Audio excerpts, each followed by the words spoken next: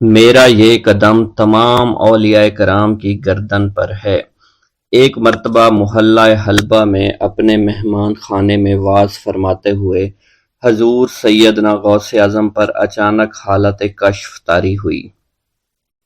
آپ رحمت اللہ علیہ نے فرمایا، میرا یہ قدم ہر ولی اللہ کی گردن پر ہے۔ یہ ارشاد سن کر تمام اولیاء اللہ نے اپنی گردنیں جھکا دیں۔ صلحائے امت نے اس کی توضیح فرمائی ہے کہ آپ رحمت اللہ علیہ کے عہد مبارک اور بعد میں قیامت تک آپ کی عطا کے بغیر ولی اللہ ولایت کے درجے پر فائز نہیں ہو سکتا۔ سلطان الہند حضرت خواجہ معین الدین چشتی المعروف خواجہ غریب نواز اس وقت خراسان کے پہاڑوں پر مجاہدات میں مشغول تھے۔ انہوں نے بھی حضور سیدنا غوث اعظم کا ارشاد گرامی سن کر اپنی گردن جھکا دی اور یوں عرض گزار ہوئے، آپ کے قدمین شریفین میرے سر اور میرے آنکھوں پر ہیں۔ حضور سیدنا غوث اعظم فرماتے ہیں کہ میں 10 برس کی عمر میں اپنے شہر کے مکتب میں حصول علم کے لیے جایا کرتا تھا۔ اس وقت میرے ساتھ ملائکہ بھی ہوتے تھے جو میرے آگے پیچھے میری حفاظت کے لیے چلتے تھے۔ جب میں مدرسہ پہنچتا تو یہ منادی کرتے تھے، اللہ کے ولی کے لیے جگہ خالی کر دو۔ چنانچہ وہ میرے لیے جگہ خالی کر دیتے تھے۔ ایک مرتبہ میں نے ایک ایسے شخص کو دیکھا جس نے فرشتوں کی آواز سن کر کہا، جس میں کوئی مزاحمت نہ ہوگی، کہ یہ ایک نہایت معزز گھرانے کا فرد ہے اور عن قریب اس کو وہ عظمت حاصل ہوگی جس میں کوئی مزاحمت نہ ہوگی، اور اس کو ایسا قرب نصیب ہوگا کہ اس کو کوئی فریب نہ دے سکے گا۔ پھر 40 برس بعد میں نے اس شخص کو پہچانا۔ وہ شخص ابدالوں میں سے تھا۔ حضرت شیخ ابو سعود احمد بن بکر حریمی سے مروی ہے کہ حضور سیدنا غوث اعظم نے فرمایا کہ میں 55 سال تک تنہا عراق کے بیابانوں میں پھرتا رہا۔ میں لوگوں کو نہ جانتا، لوگ مجھے نہ جانتے۔ اسی دوران میرے پاس رجال الغیب اور جنات تشریف لاتے جنہیں میں طریقت اور اصول کی تعلیم دیتا تھا۔ ابتدا میں جب میں عراق میں داخل ہوا تو حضرت خضر میرے ہم سفر بنے، اور بعد میں اس وقت ان کو پہچانتا نہ تھا، اور اس کے ساتھ میرا معاہدہ ہوا کہ میں ان کے کسی حکم کی خلاف ورزی نہیں کروں گا۔ ایک مرتبہ انہوں نے مجھے ایک جگہ بیٹھنے کا حکم دیا اور میں اس جگہ 3 سال تک بیٹھا رہا۔ سال میں ایک مرتبہ حضرت خضر میرے پاس تشریف لاتے، فرماتے کہ یہی تیرا مقام ہے جہاں تجھے پہنچایا گیا ہے۔ اس عرصہ کے دوران تمام نفسانی خواہشات مجھ پر انسانی شکل میں وارد ہوئیں، لیکن اللہ عز و جل نے مجھے ہر موقع پر استقامت عطا فرمائی اور مجھے ان خرافات سے بچائے رکھا۔ ابتدا میں میرا نفس مجاہدہ کا کوئی طریقہ اختیار کرتا تو میں اس پر قائم ہو جاتا اور کسی چیز کو قبول نہ کرتا تھا۔ ایک طویل مدت تک اپنا گلا گھونٹتے ہوئے میں مدائن کے جنگلوں میں مجاہدات میں مشغول رہا۔ حضور سیدنا غوث اعظم فرماتے ہیں کہ میں نے اپنے نفس کو مختلف مجاہدوں، مختلف ریاضتوں اور مختلف مشقتوں میں ڈالے رکھا۔ 1 سال تک میں گری ہوئی چیزیں اٹھا کر کھاتا رہا، دوسرے سال پانی پر گزارا کیا، اور تیسرے سال نہ میں نے کچھ کھایا، نہ پیا اور نہ ہی سویا۔ ایک مرتبہ شدید سردی کی وجہ سے میں ایوان کسریٰ کے کھنڈرات میں سویا تو رات بھر میں 40 مرتبہ طبیعت خراب ہوئی۔ حضور سیدنا غوث اعظم فرماتے ہیں، ہر سال ایک بزرگ آتے اور وہ مجھے جبہ دے کر چلے جاتے۔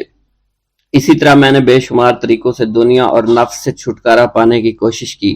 لوگ مجھے دیوانہ سمجھتے تھے۔ میں برہنہ جسم جنگلوں میں چلا جاتا اور کانٹوں پر لوٹتا شور مچاتا تھا۔ میرا تمام بدن سے خون جاری ہو جایا کرتا تھا اور لوگ مجھے اٹھا کر شفا خانے لے جایا کرتے، جہاں میری حالت مزید بگڑ جاتی۔ ایک وقت ایسا بھی آیا جب مجھ میں اور مردہ میں کوئی فرق نہ تھا۔ لوگ کفن لے کر آئے، غسال کو بلوایا کہ وہ مجھے غسل دے دیں۔ ابھی انہوں نے مجھے غسل دینے کے لیے تختہ پر ڈالا ہی تھا کہ میری حالت درست ہو گئی۔ میں اٹھ کھڑا ہوا۔ طریقت کی ان پرخطر راہوں میں نہ تو میں کبھی خوف زدہ ہوا اور نہ کبھی میرا نفس مجھ پر غلبہ پا سکا، اور نہ ہی دنیا کی آرائش مجھے حیران کر سکی۔ حضور سیدنا غوث اعظم فرماتے ہیں، شیطان نے میرے گرد بے شمار جال بچھائے۔ جب میں نے اس سے کہا کہ یہ کیا ہے تو اس نے کہا، یہ دنیاوی چیزیں ہیں اور میں ان جالوں سے تم جیسوں کو شکار کرتا ہوں۔ میں نے 1 سال تک شیطان کا مقابلہ کیا، اس کے بچھائے ہوئے تمام جالوں کو ختم کر دیا۔ اس کے بعد میرے سینے کو کھول دیا گیا اور مجھ پر بے شمار خلائق ظاہر ہوئے۔ حضور سیدنا غوث اعظم فرماتے ہیں میں نے دریافت کیا کہ یہ اللہ کیسے ہیں؟ جواب ملا کہ یہ خلق کے اسباب ہیں جو تم سے ملے ہوئے ہیں۔ میں سال بھر ان کی جانب متوجہ رہا یہاں تک کہ وہ مجھ سے جدا ہو گئے۔ جب مجھ پر میرا باطن ظاہر کیا گیا تو میں نے اپنے قلب کو بہت سے علائق سے ملوث پایا۔ میں نے دریافت کیا کہ یہ علائق کیا ہیں؟ جواب ملا یہ تمہارے ارادے، تمہارے اختیارات ہیں۔ چنانچہ 1 سال تک ان کی جانب متوجہ رہا کہ وہ مجھ سے دور ہو گئے۔ میرا قلب ان تمام غلاظتوں سے نجات پا گیا۔ پھر مجھ پر میرے نفس کو ظاہر کیا گیا، میں نے اس کا مشاہدہ کیا، مجھے معلوم ہوا اس کے ساتھ کچھ امراض اور بھی ہیں اور نفس کی خواہشات زندہ ہیں، نفس کا شیطان سرکش ہے۔ چنانچہ میں نے سال بھر پھر توجہ دلائی اور میرے نفس کے تمام امراض سرے سے ہی ختم ہو گئے اور اس کے شیطان نے کلمہ پڑھ لیا اور پھر میرے تمام امور اللہ کے لیے ہو گئے اور میں اپنی ہستی سے باہر نکل آیا۔ حضور سیدنا غوث اعظم فرماتے ہیں پھر میں توکل کے دروازے پر آیا تاکہ میرا مقصد پورا ہو، لیکن جب میں نے توکل کے دروازے پر پہنچا تو بے شمار لوگ موجود تھے۔ میں اس ہجوم کو چیرتا ہوا آگے بڑھا اور شکر کے دروازے پر پہنچ گیا، یہاں پر بھی لوگوں کا جمع غفیر موجود تھا، اس سے بھی چیرتا ہوا آگے بڑھا اور مشاہدہ کے دروازے پر پہنچ گیا اور یہاں پر موجود ہجوم کو چیرتا ہوا اندر داخل ہوا، حتیٰ کہ سب سے آخر میں مجھے فقر کے دروازے پر لایا گیا۔ فقر کا دروازہ خالی تھا۔ جب اس دروازہ میں داخل ہوا تو دیکھا جن جن چیزوں کو میں نے ترک کیا تھا وہ سب یہاں موجود تھیں۔ یہاں مجھے ایک بہت بڑے روحانی خزانے کی فتوحات سے نوازا گیا اور میرے لیے تمام دنیا کے خزانے کھول دیے گئے۔ مجھے روحانی عزت، دائمی فنا اور خالص آزادی عطا فرمائی گئی۔ میری تمام چیزیں جو میری ہستی اور میری صفات سب معدوم ہو گئیں اور میری ہستی کی جگہ کسی اور نے لے لی۔ حضرت شیخ ابو سعید مخزومی نے حضور سیدنا غوث اعظم کو خرقہ خلافت سے نوازا اور فرمایا اے عبد القادر، یہ وہ خرقہ ہے جو حضور نبی کریم صلی اللہ علیہ وسلم نے حضرت سیدنا علی المرتضیٰ کو عطا فرمایا، اور حضرت سیدنا علی المرتضیٰ نے یہ خرقہ حضرت خواجہ حسن بصری کو عطا فرمایا تھا، جس سے ہوتا ہوا یہ خرقہ مجھ تک پہنچا، اور یہ تمہاری امانت تھی جو میں نے تم تک آج پہنچا دی ہے۔ حضور سیدنا غوث اعظم نے جب خرقہ مبارک کو زیب تن کیا تو آپ پر بے شمار انوار و تجلیات کی بارش ہونا شروع ہو گئی۔ حضور سیدنا غوث اعظم نے حضرت شیخ ابو سعید مخزومی کے مدرسہ میں تدریسی فرائض سر انجام دینا شروع کر دیے۔ آپ کے لیے فی الحال تدریسی مصروفیات کے علاوہ کوئی کام نہ تھا۔ آپ کی شبانہ روز کی محنت سے آپ کے نام کا شعرہ کچھ ہی دنوں میں سارے بغداد میں پھیل گیا۔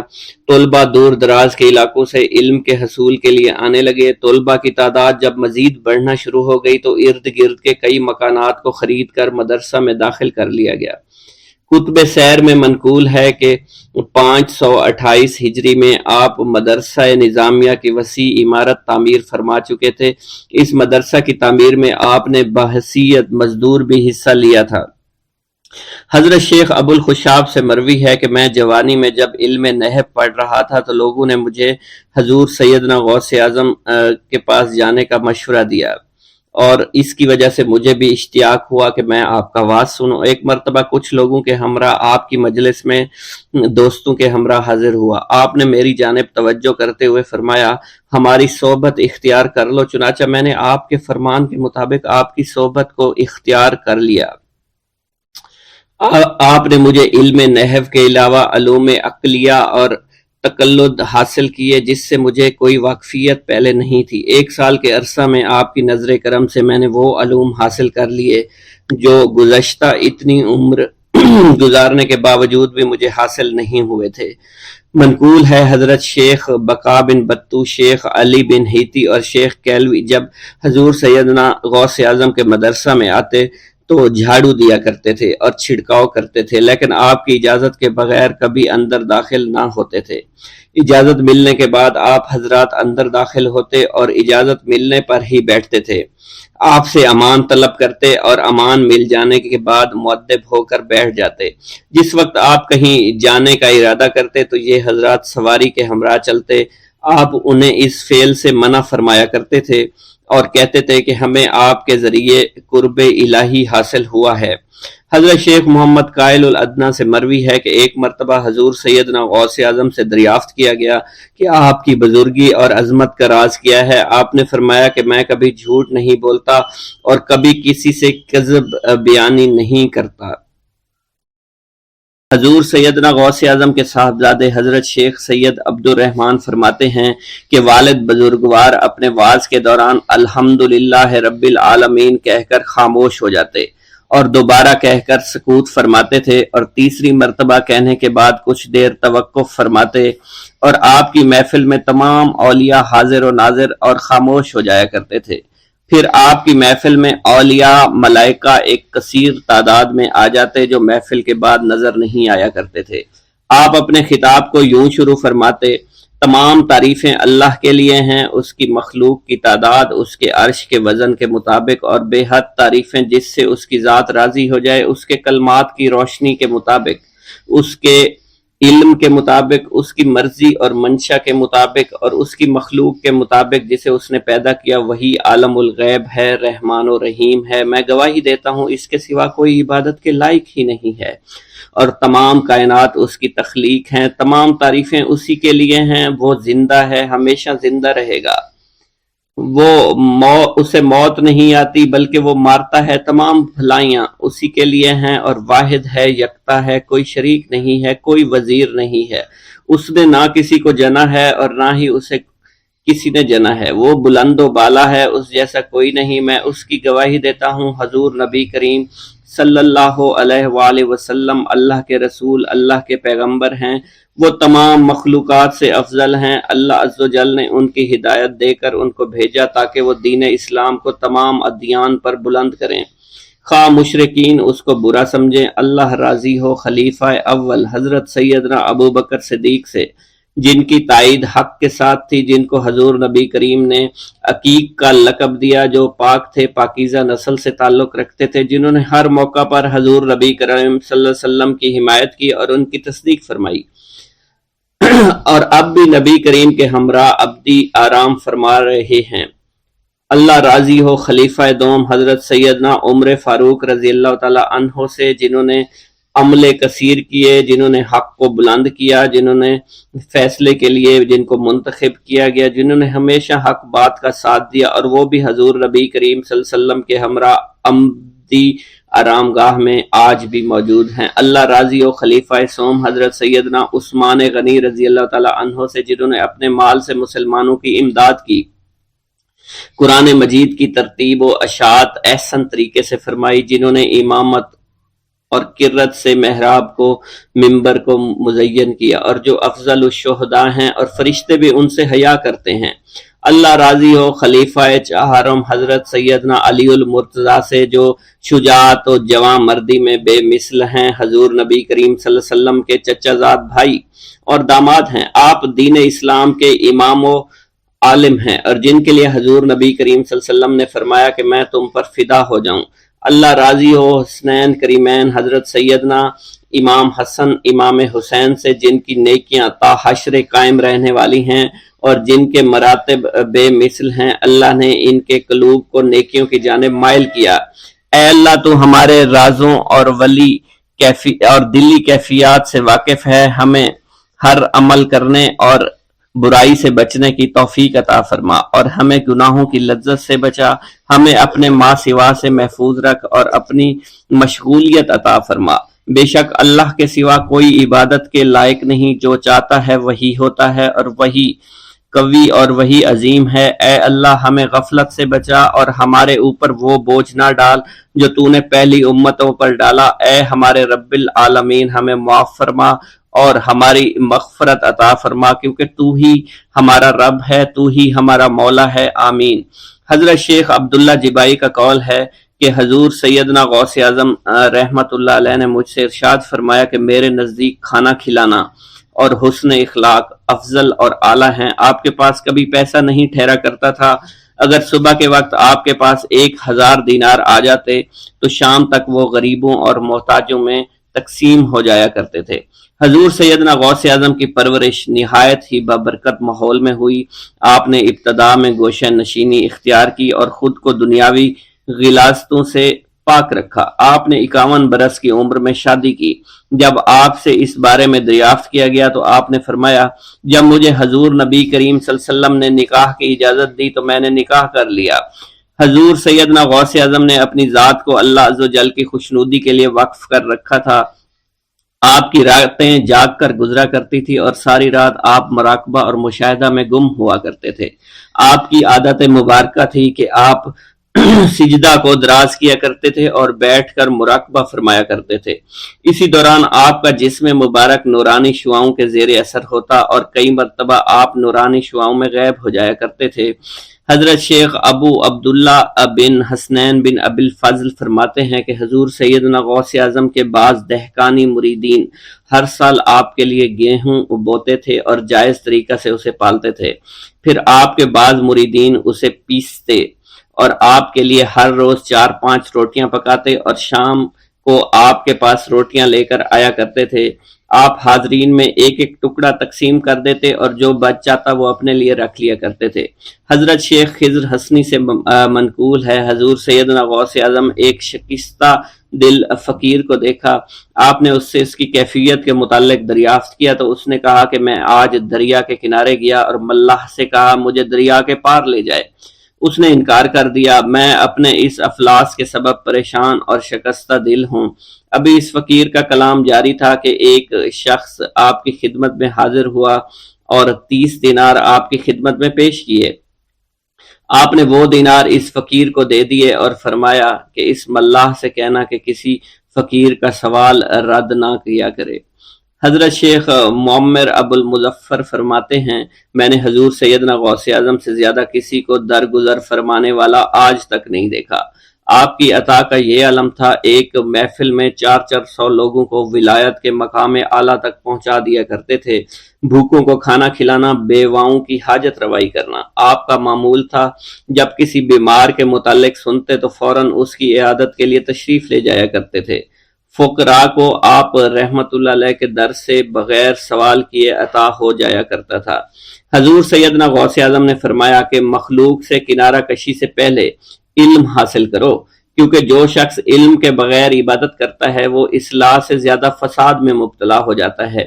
تمہیں چاہیے کہ شمع شریعت اپنے ہمراہ لے کر علم کی روشنی میں علم عمل کرو، پھر اللہ تعالیٰ تمہیں علم لدنی کا وارث بنا دے گا جس سے تم ناواقف ہو۔ تمہیں چاہیے کہ تمام اسباب و ذرائع سے تعلق منقطع کر کے رشتہ داروں اور احباب سے جدائی اختیار کرو، تاکہ تم اپنے زہد کی وجہ سے اپنی قوت باطنی اور اپنے حسن ادب کا مشاہدہ کر سکو۔ خدا کے علاوہ تمام عالم و اسباب سے اس خوف سے منقطع ہو جاؤ تاکہ تمہاری شمع معرفت نہ بجھ جائے، اور جب تم 40 دن اپنے رب کے لیے مخصوص کر دو گے تو تمہارے قلب سے حکمت کے چشمے جاری ہو جائیں گے اور تم معرفت الہی کی تپش کا مشاہدہ کرنے لگے گے جس کو حضرت موسیٰ علیہ السلام نے اپنے شجر قلب پر محسوس کیا تھا۔ اس کیفیت کے بعد تم اپنے نفس و خواہش، اپنے شیطان سے، اپنی طبیعت اور اپنے وجود سے کہو گے کہ ٹھہر جا، میں نے اس آگ کا مشاہدہ کر لیا ہے جو قلب موسیٰ علیہ السلام پر روشن ہوئی تھی۔ اس کے بعد تمہارے قلب میں باطن سے یہ آواز آنے لگے گی کہ میں ہی تمہارا رب ہوں، میری ہی عبادت کرو، میرے غیر کی اطاعت سے گریزاں ہو جاؤ، میرے سوا کسی سے تعلق مت رکھو، میری معرفت حاصل کر کے میرے غیر کو فراموش کرو، غیر سے اعراض کر کے میرے علم، میرے قرب، میرے ملک اور میری سلطنت کی جانب متوجہ رہو۔ جب تمہیں بقا الہی حاصل ہو جائے تو تمہاری زبان پر اندہ جاری ہو جائے گا اور تمام حجابات رفع ہو کر قلب سے کدورت زائل ہو جائے گی اور نفس کو مکمل سکون حاصل ہو جائے گا۔ پھر جب اس کے الطاف غالب ہو جائیں گے تو تمہیں خطاب کیا جائے گا، اے قلب، فرعون نفس کی طرف توجہ کر اور اس کو راہ ہدایت پر چلاتا ہوا میری جانب آ لے اور اس سے کہہ دے کہ میرا ہی اتباع کریں، پھر انہیں رشد کے راستے پر ہدایت کر کے اس سے تعلق قائم کر اور اس کے بعد پھر قطع تعلق کر کے دوبارہ استوار کر لے اور اسی طرح سے کرتا رہے۔ حضرت شیخ و معمر سے منقول ہے، فرماتے ہیں ایک مرتبہ میں حضور سیدنا غوث اعظم شیخ عبد القادر جیلانی رحمۃ اللہ علیہ کی خدمت میں حاضر تھا۔ آپ بیٹھے کچھ لکھ رہے تھے، اسی دوران چھت سے 3 مرتبہ مٹی گری، چوتھی مرتبہ ایسا ہوا آپ نے جلال میں آ کر اس جگہ دیکھا جہاں سے مٹی گر رہی تھی، اسی دوران ایک چوہا اس جگہ سے نیچے گرا اور مر گیا، یہ چوہا ہی وہاں سے مٹی کھود رہا تھا۔ حضرت شیخ عمر بن مسعود بزاز فرماتے ہیں حضور سیدنا غوث اعظم وضو فرما رہے تھے، اسی دوران ایک چڑیا نے آپ کی قمیض پر بیٹ کر دی، آپ نے جلالی نظروں سے چڑیا کو دیکھا، وہ چڑیا اسی وقت نیچے گری مر گئی۔ آپ نے وضو سے فارغ ہونے کے بعد قمیض کے اس حصے کو دھویا اور پھر اپنی قمیض مبارک اتار کر مجھے دی اور فرمایا اس کو فروخت کر کے اس کی رقم کو خیرات کر دو، یہ اس کا بدلہ ہے۔ حضور سیدنا غوث اعظم کے زمانہ میں بہت ہی گناہگار شخص تھا، اس کے دل میں آپ سے بے پناہ محبت تھی۔ جب اس کے مرنے کے بعد دفن کیا گیا تو قبر میں منکر نکیر نے سوالات کیے تو اس نے سوال کے جواب میں عبد القادر جواب دیا۔ منکر نکیر نے اللہ کی بارگاہ میں اس کے جواب کو پیش کیا، حکم ہوا اگرچہ یہ بندہ فاسقوں میں سے ہے لیکن یہ میرے محبوب سید عبد القادر جو کہ صادقین میں سے ہیں ان سے محبت رکھتا ہے۔ بغداد کے محلہ باب العز کے قبرستان میں سے ایک قبر سے مردہ کے چیخنے کی آواز آنے لگی۔ لوگوں نے حضور سیدنا غوث اعظم کی خدمت میں عرض ہو کر عرض کیا، آپ نے دریافت کیا کیا صاحب قبر نے مجھ سے خرقہ پہنا؟ لوگوں نے عرض کیا ہمیں اس کا علم نہیں۔ آپ نے دریافت کیا کیا یہ میری محفل میں کبھی شریک ہوا؟ ہمیں اس کا علم نہیں۔ آپ نے پھر دریافت کیا کیا کبھی میرے پیچھے نماز پڑھی؟ نہیں معلوم۔ آپ نے مراقبہ فرمایا اور آپ کے چہرہ مبارک پر جلالیت کے آثار نمودار ہو گئے۔ بعد ازاں آپ نے چہرہ مبارک پر وقار ظاہر ہوا اور آپ نے فرمایا کہ اس شخص نے میری زیارت کی، مجھ سے حسن ظن رکھا، اسی وجہ سے اللہ نے اس پر رحم فرما دیا ہے، چنانچہ اس کے بعد کبھی قبر سے آواز نہیں آئی۔ منقول ہے حضرت شیخ ابو الحسن علی بن وہب ازجی بیمار ہو گئے، حضور سیدنا غوث اعظم عیادت کے لیے تشریف لائے تو آپ نے وہاں ایک قمری اور ایک کبوتری کو دیکھا۔ حضرت شیخ ابو الحسن نے آپ سے عرض کی کہ یہ کبوتری 6 ماہ سے انڈے نہیں دے رہی اور قمری 9 مہینے سے بول نہیں رہی۔ آپ نے کبوتری سے فرمایا تو اپنے مالک کو فائدہ پہنچا اور قمری سے فرمایا تو اپنے خالق کی تسبیح کر۔ چنانچہ قمری نے اسی وقت کوکو کرنا شروع کر دیا، یہاں تک کہ بغداد کے لوگ اس کی آواز سننے کے لیے جوق در جوق جمع ہونا شروع ہو گئے اور کبوتری نے بھی انڈے دے دیے اور ان سے بچے نکلے۔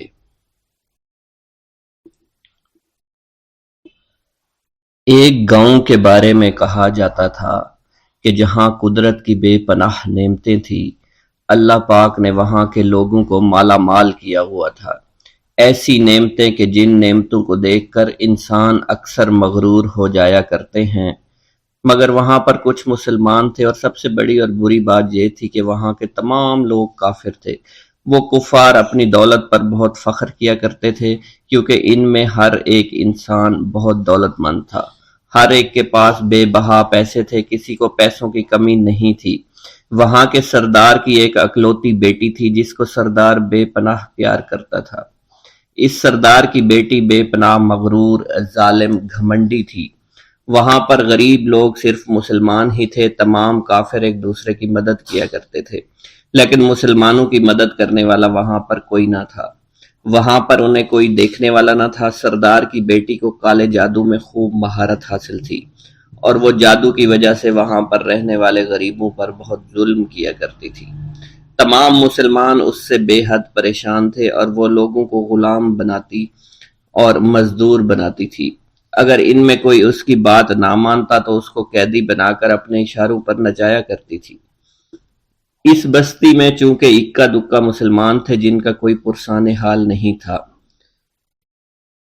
کوئی بھی ان کو بچانے والا نہیں تھا۔ جب وہ سردار کی بیٹی کے ظلم حد سے بڑھ گئے تو مسلمانوں میں سے ایک بوڑھے شخص نے اللہ کے حضور گڑ گڑا کر دعائیں کی، اے اللہ ہمارے چند نسلیں جو یہاں پر بچی ہوئی ہیں ان نسلوں کو تو بچا لے۔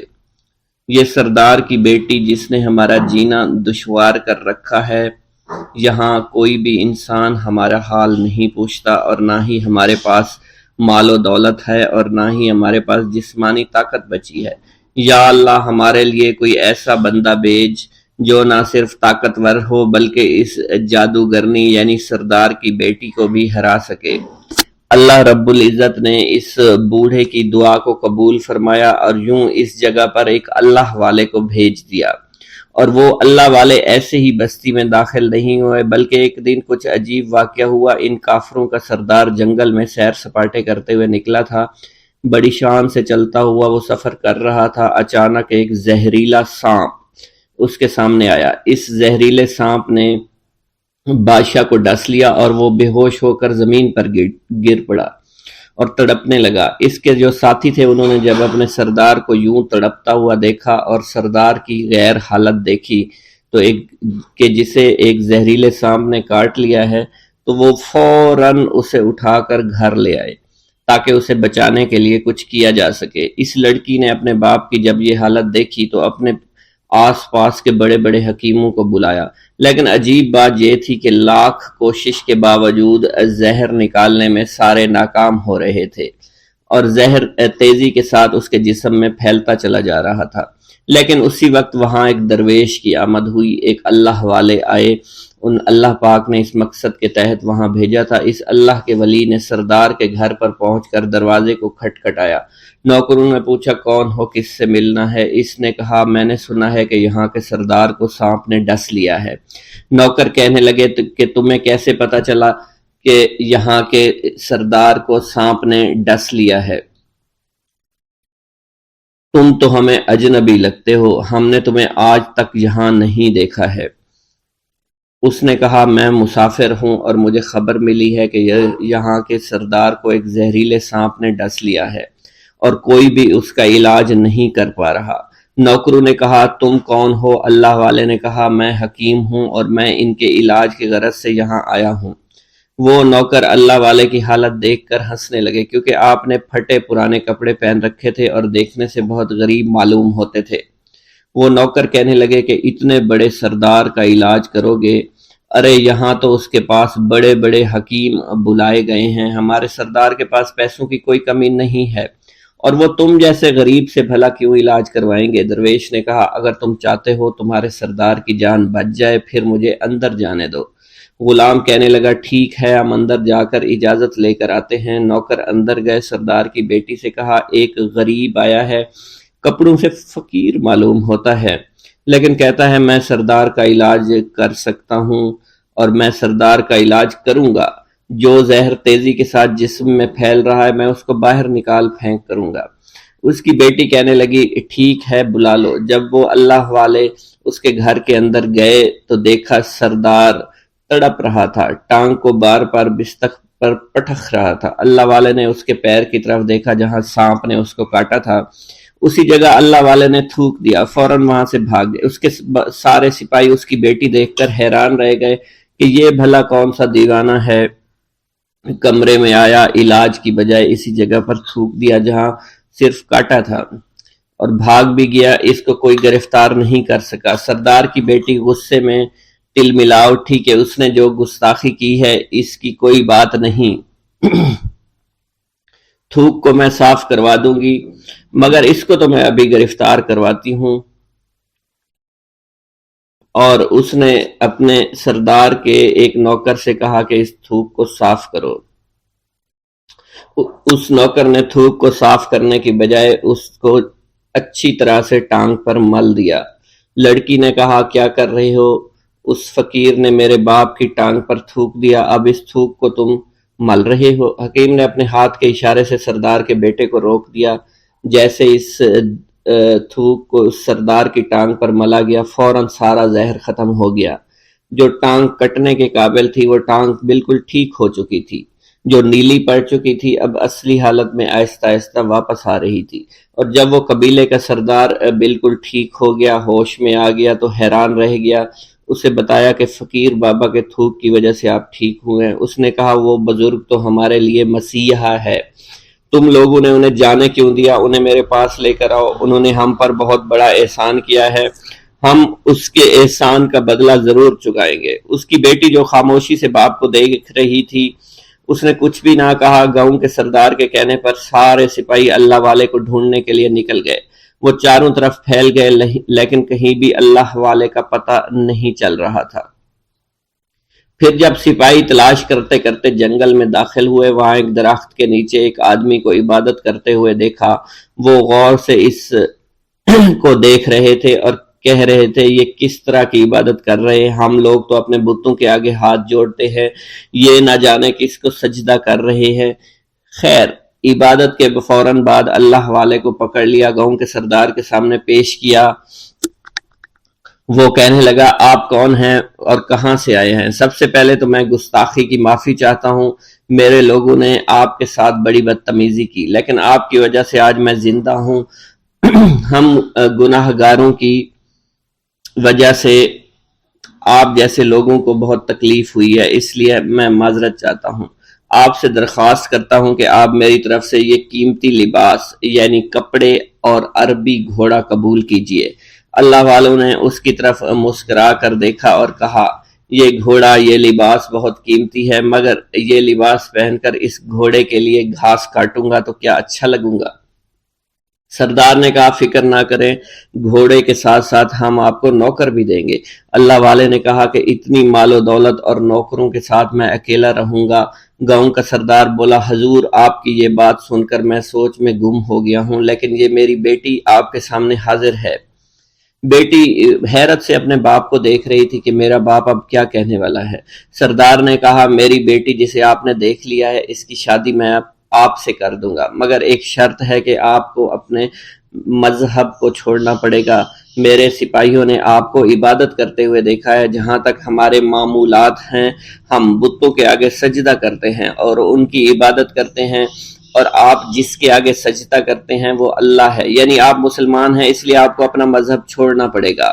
کیا آپ ایسا کر سکتے ہیں؟ اللہ والے نے کہا کہ مجھے ایک بات بتائیے، آپ سب کچھ دیکھ رہے ہیں، آپ نے مجھے یہ بھی دعا دی کہ میری اولادیں ہوں اور آپ کی نسل آپ کی بیٹی سے چلے گی۔ مجھے ایک بات بتائیں، اگر ان بچوں میں سے کسی بچے کو خدا نہ خواستہ کچھ ہو گیا تو کس کو رونا پڑے گا؟ سردار نے جواب دیا، اگر خدا نہ خواستہ کچھ ایسا ہوا تو رونا مجھ کو ہی پڑے گا۔ اللہ والا نے مسکرا کر کہا، اگر یہ سارا مال لے کر مجھے رونا ہی پڑا تو آپ اپنا گھوڑا، اپنی دولت، اپنی بیٹی، ہر چیز اپنے پاس رکھ لو۔ میں خوش ہوں، میں مسلمان ہوں، میں ٹھیک ہوں۔ اگر یہ تمام چیزیں لے کر مجھے اپنا محلہ چھوڑنا پڑے تو میں اپنی جان دے کر بھی اپنے مذہب کو نہیں چھوڑوں گا۔ جس طرح آپ نے مجھے نوازا ہے، میں اسی رب کے دین کو چھوڑ کر چلا جاؤں گا۔ صرف چند پیسوں کی خاطر میں ہر دن پیسہ نہیں کر سکتا، اور اپنی درویشی میں بہت خوش ہوں۔ اللہ نے مجھے جس مقصد کے لیے بھیجا تھا وہ میرا مقصد پورا ہو جائے گا۔ گاؤں کے سردار نے پوچھا، یہ کہہ کر وہ اللہ والے جانے لگے تو سردار نے درویش کو رک جانے کا کہا اور کہنے لگے، میں نے مال دے کر تمہیں آزمایا اور تمہیں پرکھا، لیکن تم اپنے مذہب کو چھوڑنے پر راضی نہیں ہو۔ اگر تم یہی سب کرنے آئے تھے تو تمہیں اس بات کا ڈر نہیں؟ کیا تم نہیں جانتے ہم کتنے طاقتور ہیں، اور میری بیٹی اپنے عمل میں اتنی ماہر ہے کہ تمہیں یہاں کھڑے کھڑے ابھی جنگلی جانور بنا سکتی ہے۔ اللہ والے نے کہا کہ اس نے جنگلی جانور کمزور لوگوں کو بنایا ہوگا، یہ مجھے جانور بنا کر تو دکھائے۔ اس سے پہلے کہ گاؤں کا سردار اپنی بیٹی سے کچھ کہتا کہ اس پر وار کرو، اللہ والے نے جادوگرنی پر ایسی پھونک ماری کہ وہ اسی وقت ایک بہت بڑی چھپکلی بن گئی۔ وہ کچھ بھی نہیں کر پا رہی تھی، وہ چھپکلی اتنی بڑی تھی کہ وہاں پر جتنے بھی انسان کھڑے تھے ان سب میں سب سے زیادہ اونچا اس کا قد تھا۔ وہ چھپکلی اللہ والے کے پاس آئی، اپنا زہر اس پر اگلنا چاہتی تھی کہ اسی وقت اس نے اس کے منہ پر تھوک دیا۔ تھوکنے کی دیر تھی، وہ چھپکلی جلنے لگی اور جس سے گرمی کی وجہ سے اس کا چہرہ پگھل رہا تھا، اس کا چہرہ جل کر کالا ہو چکا تھا۔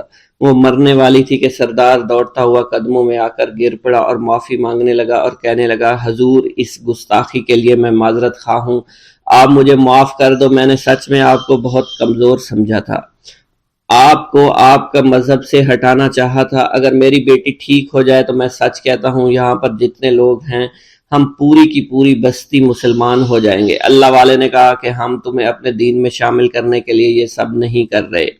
بلکہ تم لوگ مسلمان بھائیوں پر جو ظلم کرتے ہو وہ ظلم کو ختم کرنے کے لیے ہم یہاں آئے ہیں۔ ہمارے دین میں جبر اور ظلم نہیں۔ اگر تمہارے بیٹی سے انسان بن کر سدھر جاتی ہے تو اس کو اس کی اصلی حالت میں لانے کے لیے میں خود کو اللہ کی بارگاہ میں پیش کروں گا اور دعا کروں گا۔ سردار کہنے لگا کہ ہاں ہاں میری بیٹی اصلی حالت میں اگر آ جائے تو پھر ہم کسی پر ظلم و ستم نہیں کریں گے، اور میں دل سے اپنی بیٹی کے لیے معافی چاہتا ہوں۔ آج سے یہ کوئی بھی جادو ٹونا اور مسلمانوں کو تنگ نہیں کرے گی، اور نہ ہی کسی مسلمان پر یہ ظلم اور جبر کرے گی۔ بس آپ اسے دوبارہ سے انسان بنا دے۔ اللہ والا نے چھپکلی پر دوبارہ سے پھونک ماری تو پھر سے انسان بن گئی، اور اللہ والے کے قدموں سے وہ لپٹ گئی، کہنے لگی مجھے معاف کر دیجئے، مجھے معاف کر دیجئے، میں نے اپنے آپ کو بہت طاقتور سمجھا۔ اس لڑکی کا آدھا چہرہ جل چکا تھا اور کالا ہو چکا تھا۔ وہ کہنے لگی کہ آج اپنے باپ کے ساتھ میں آپ کے دست مبارک پر مسلمان ہونا چاہتی ہوں۔ میں وعدہ کرتی ہوں کہ آج سے اس بستی پر کوئی بھی کافر کسی مسلمان کے ساتھ بدتمیزی نہیں کرے گا، زیادتی نہیں کرے گا، ظلم اور جبر نہیں کرے گا، بلکہ ہم سب یہاں مل جل کر رہیں گے اور بھائی چارے کے ساتھ رہیں گے۔ ہم سب مسلمان ہو جائیں گے، اور پھر یوں اللہ والے کے ہاتھوں پوری بستی کا سردار اور اس کی بیٹی نے اسلام قبول کر لیا، اور سردار نے اللہ والے سے اپنی بیٹی کا نکاح کر دیا، اور پھر اس بستی میں ہمیشہ کے لیے امن و امان قائم ہو گیا۔ بسم اللہ الرحمن الرحیم۔ السلام علیکم۔ حضور سیدنا غوث اعظم فرماتے ہیں میں 10 برس کی عمر میں اپنے شہر کے مکتب میں حصول علم کے لیے جایا کرتا تھا۔ اس وقت میرے ساتھ ملائکہ بھی ہوتے تھے جو میرے آگے پیچھے میری حفاظت کی غرض سے چلتے تھے۔ جب میں مدرسہ پہنچتا تھا تو وہ بار بار منادی کرتے تھے اللہ کے ولی کے لیے جگہ خالی کر دو، چنانچہ وہ میرے لیے جگہ خالی کر دیتے تھے۔ ایک مرتبہ میں نے ایک ایسے شخص کو دیکھا جس نے فرشتوں کی آواز سن کر کہا کہ یہ نہایت معزز گھرانے کا فرد ہے، اور ان قریب اس کو وہ عظمت اور بزرگی حاصل ہوگی جس میں کوئی مزاحمت نہ ہوگی۔ اس کو ایسا قرب نصیب ہوگا کہ اس کو کوئی فریب نہ دے سکے گا۔ پھر 40 برس بعد میں نے اس شخص کو پہچانا، وہ شخص ابدالوں میں سے تھا۔ حضرت شیخ ابو سعود احمد بن ابی بکر سے مروی ہے، حضور سیدنا غوث اعظم نے فرمایا میں 25 سال تک تنہا عراق کے بیابانوں میں پھرتا رہا۔ میں لوگوں کو نہ جانتا تھا، لوگ مجھے نہیں جانتے تھے۔ اسی دوران میرے پاس رجال الغیب اور جنات تشریف لائے جنہیں میں طریقت اور رسول اللہ کی تعلیم دیا کرتا تھا۔ ابتدا میں جب میں عراق میں داخل ہوا تو حضرت خضر میرے ہم سفر تھے اور میں انہیں اس وقت سے پہچانتا نہیں تھا۔ ان کے ساتھ میرا معاہدہ ہوا کہ میں ان کے کسی حکم کی خلاف ورزی نہیں کروں گا۔ ایک مرتبہ انہوں نے مجھے ایک جگہ بیٹھنے کا حکم دیا، میں اسی جگہ 3 سال بیٹھا رہا۔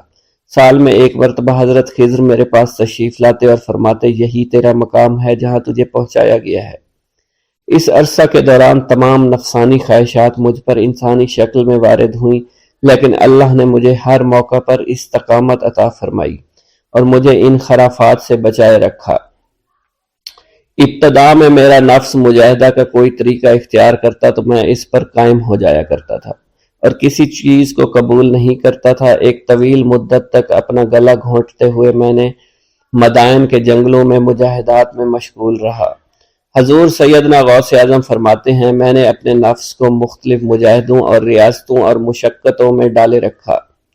1 سال تک میں گری ہوئی چیزیں اٹھا کر کھاتا رہا، اسی دوسرے سال میں صرف پانی پر گزارا کرتا رہا، اور تیسرے سال میں نے کچھ نہ کھایا اور نہ پیا نہ ہی سویا۔ ایک مرتبہ شدید سردی کی وجہ سے میں ایوان کسریٰ کے کھنڈرات میں سویا تو رات بھر میں 40 مرتبہ احتلام ہوا۔ میں نے ہر مرتبہ دریائے دجلہ پر جا کر غسل فرمایا، پھر نیند کے خوف سے محل کے اوپر ایک ویران جگہ پر چڑھ گیا اور وہاں 2 سال تک قیام کیا، حتیٰ کہ سردی کے سوا کوئی شے کھانے کو میسر نہیں تھی۔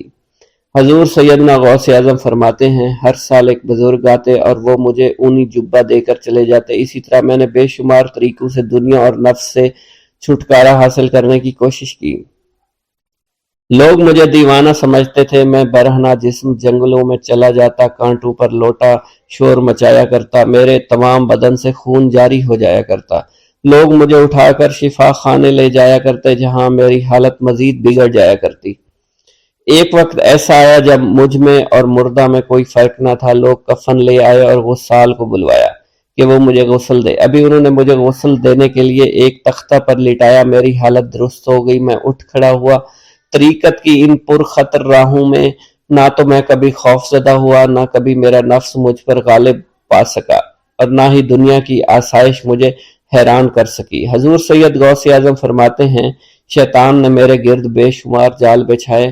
جب میں نے ان سے کہا یہ کیا ہے، اس نے کہا یہ دنیاوی آلائشیں ہیں، اور میں ان جالوں میں سے تم لوگوں کا شکار کیا کرتا ہوں۔ میں نے 1 سال تک شیطان کا مقابلہ کیا، اس کے بچھائے ہوئے تمام جالوں کو ختم کیا۔ اس کے بعد میرے سینے کو کھول دیا گیا اور مجھ پر بے شمار خلائق ظاہر ہوئے۔ حضور سیدنا غوث اعظم فرماتے ہیں، میں نے دریافت کیا کہ یہ اللہ ایک کیسے ہے؟ جواب ملا، یہ خلق کے اسباب ہیں جو تم سے ملے ہوئے ہیں۔ میں سال بھر ان کی جانب متوجہ رہا، یہاں تک کہ وہ مجھ سے جدا ہو گئے۔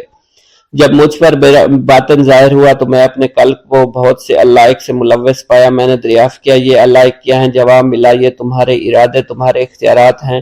چنانچہ 1 سال تک ان کی جانب متوجہ رہا، یہاں تک کہ وہ سب علائق مجھ سے دور ہو گئے اور میرا قلب ان غلاظتوں سے نجات پا گیا۔